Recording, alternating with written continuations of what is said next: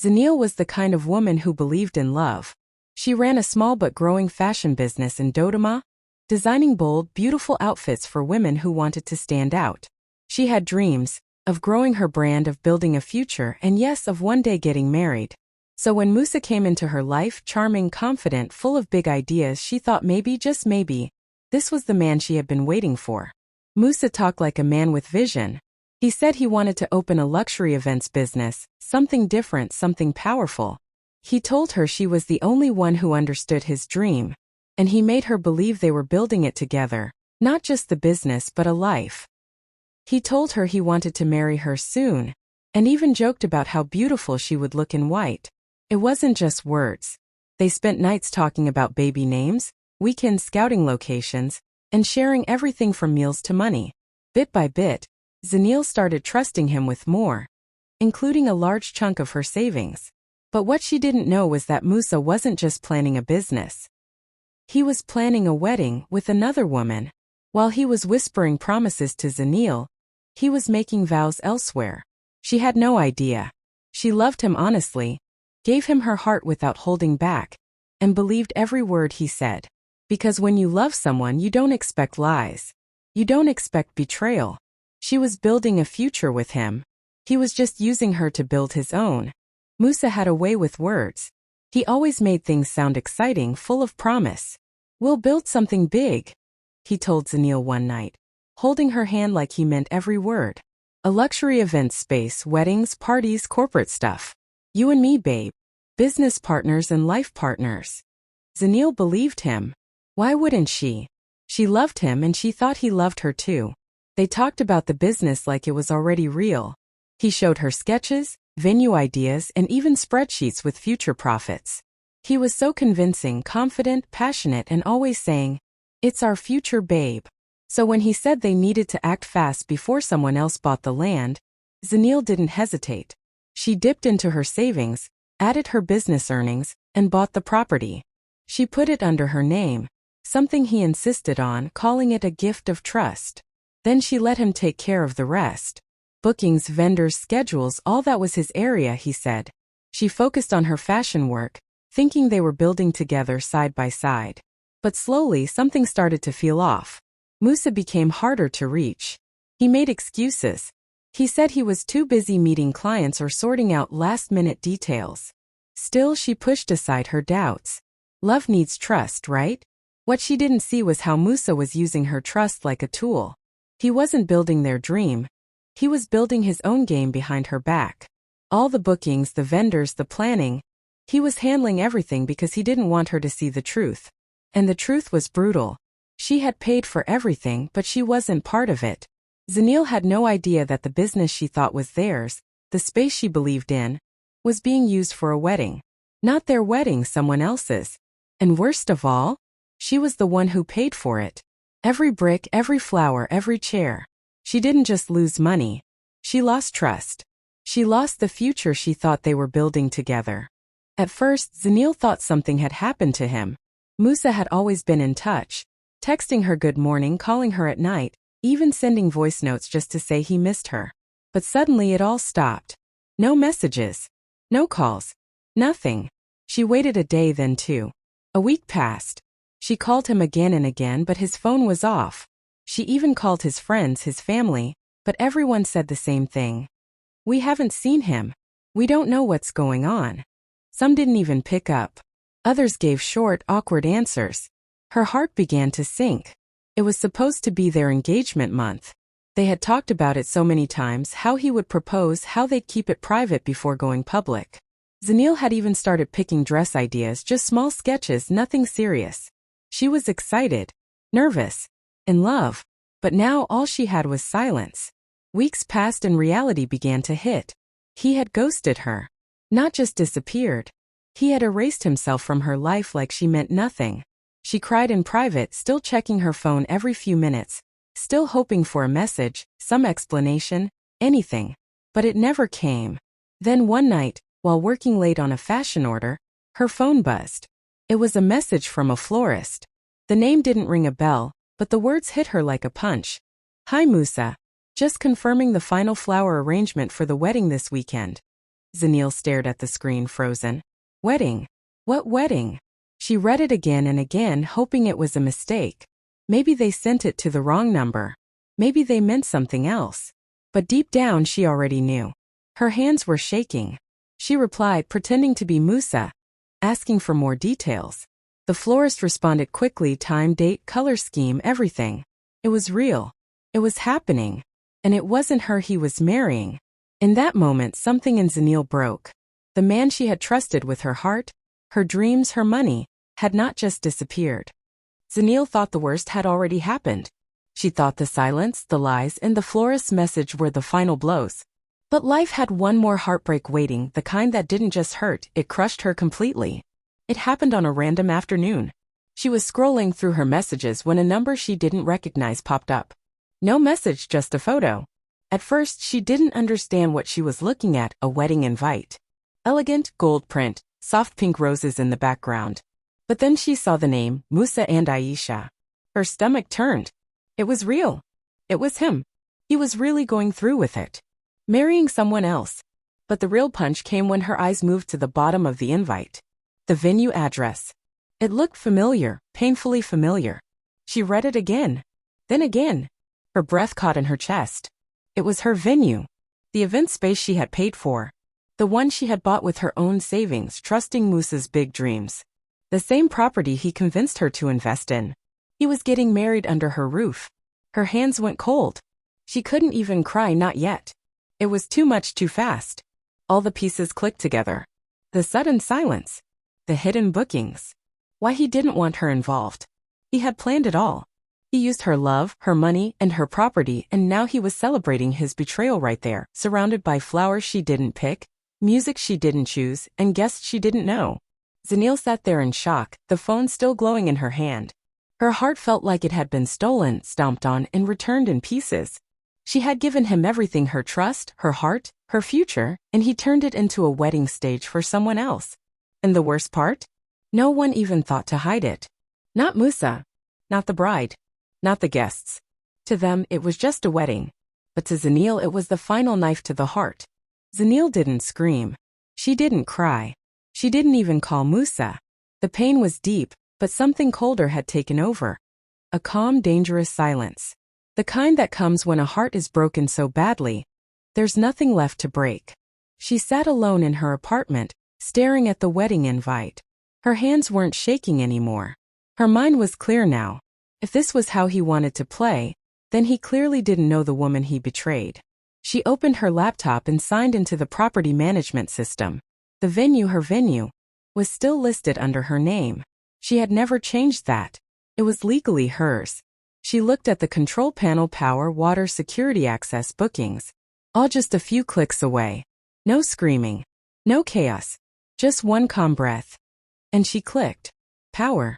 Off. Water. Off. Vendor access codes. Deactivated. Gate access.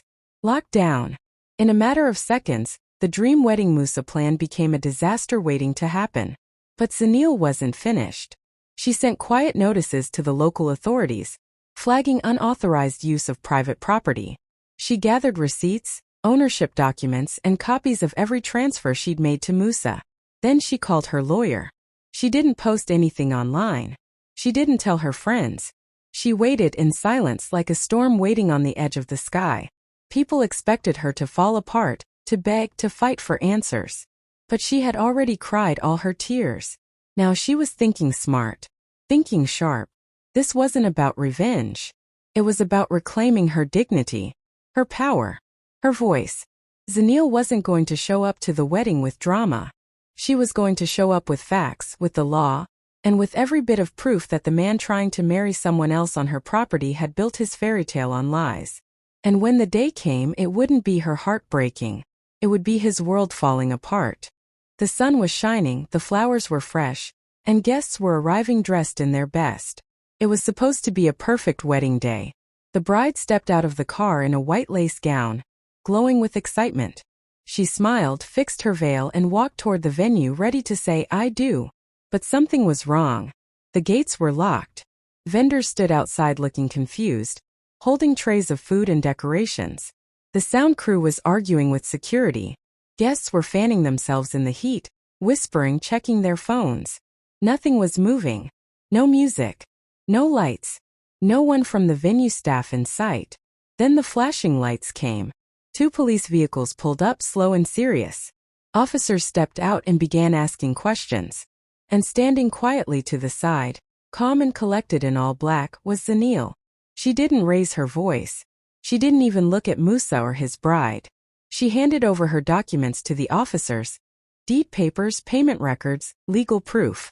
Everything they needed to know the truth. Musa's face turned pale. Zanele had filed a fraud and trespassing report days earlier. She had warned the authorities that her property was being used without her consent. And now, here they were, making sure justice was served. The wedding wasn't just cancelled. It was now legally shut down. The bride looked around, confused and embarrassed, the guests growing restless. Some started leaving. Others stayed to watch the scene unfold, whispering in shock. Musa tried to talk to Zanele, but she didn't even glance his way. The police told the couple they had no right to use the venue. Vendors were told to pack up. Guests were asked to leave. Cameras were out now, people filming, snapping photos. It was chaos. But for Zanele it was calm. She had taken back what was hers without screaming, without begging. And the bride? She had no idea she was walking into the middle of a scandal. The story spread like wildfire. Before the sun even set on what was supposed to be Musa's wedding day, photos and videos had already hit social media. Guests had filmed the police arriving. Vendors were venting online. Some even recorded the moment the bride realized the venue was locked. Her shocked face, her shaking hands. Everyone was talking about it. But the person everyone was waiting to hear from? Zanele. She didn't say much. She didn't rant or explain. She didn't go live or call anyone out by name. Instead, she posted one single photo on Instagram. It was simple, powerful, and sharp as a blade. Zanele stood in front of the venue gates, dressed in bold red, holding up the property ownership papers in one hand. Her face calm. Her posture strong. No tears. No drama. Just strength. The caption read, "Don't build dreams on stolen hearts." That was all. Within minutes, the post exploded. Comments flooded in. Shares multiplied. Screenshots of the caption were reposted across Facebook, X, Twitter, TikTok, and WhatsApp groups all over Africa. People were tagging friends, influencers, lawyers, even radio hosts. Her words hit home not just because of the betrayal but because of how she handled it. Calm. Fierce. Classy. Some called her a hero. Others called her a queen. Many said she was a lesson. A reminder that silence can be powerful, that revenge doesn't have to be loud, and that when you stand in truth you don't have to scream to be heard. Even news outlets picked it up. Headlines like "Woman Shuts Down Ex's Wedding with One Bold Move" and "Boss Lady Turns Betrayal into Power" were everywhere. She didn't ask for the attention, it found her. And she handled it with grace. Meanwhile, Musa had disappeared from social media. His bride had gone quiet too. All the smiling pre-wedding photos? Deleted. But Zanele's photo? It stayed. Framed in strength. Wrapped in truth. Zanele never planned to go viral. She didn't post her story for fame. She did it for truth, for healing. But once the world saw her strength, they couldn't look away. Within days, her inbox was full. Messages from women cheering her on, from business owners offering support, and even from influencers and investors who wanted to work with her. What started as heartbreak was now opening doors she never imagined. She looked at the venue, the same one that nearly destroyed her, and saw something new. Not a reminder of pain but a chance to rebuild. To rise. She renamed it Phoenix Grounds, after the bird that burns and rises again from the ashes. Felt right. It felt powerful. And just like that, a new chapter began. People loved the story. Not just because of the drama but because of what Zanele did with it. She didn't let betrayal break her. She turned it into business. And her business blew up. Bookings started pouring in.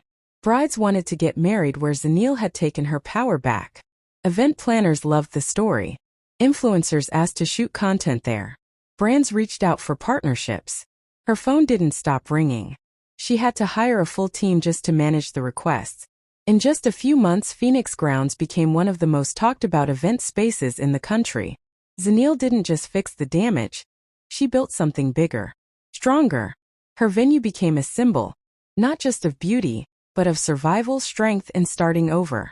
Every event booked there carried a bit of her fire. People said walking through the gates felt different, like walking into a space built on courage. She had lost a man, yes, but she had gained something far greater. Purpose, recognition, financial freedom, and a platform. And Musa? He lost everything trying to play her. But Zanele? She gained the world by choosing herself. The woman who was once left in silence was now fully heard.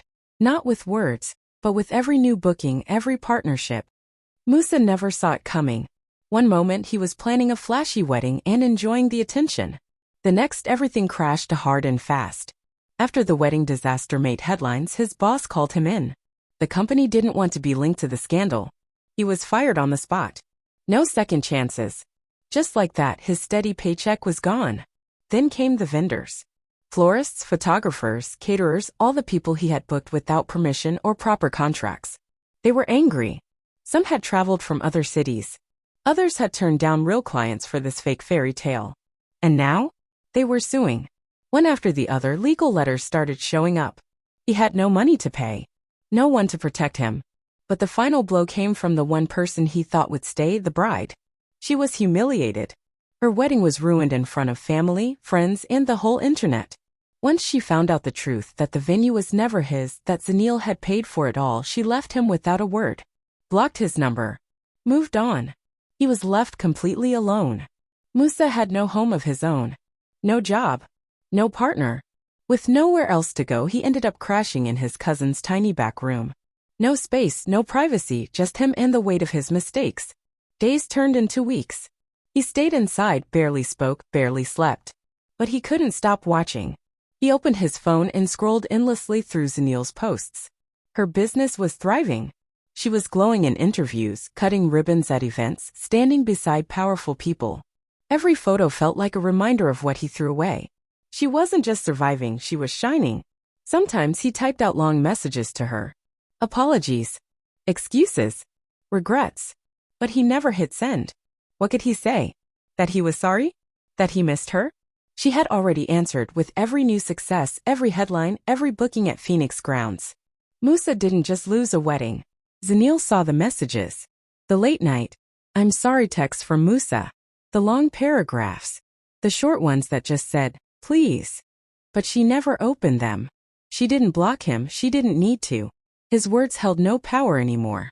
Not after everything he'd done. Not after how far she had come. She had already spoken, just not with her voice.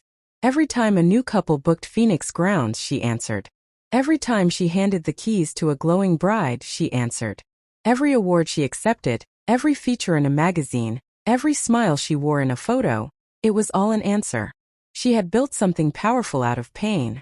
She had turned betrayal into beauty, heartbreak into hustle. And the world saw it.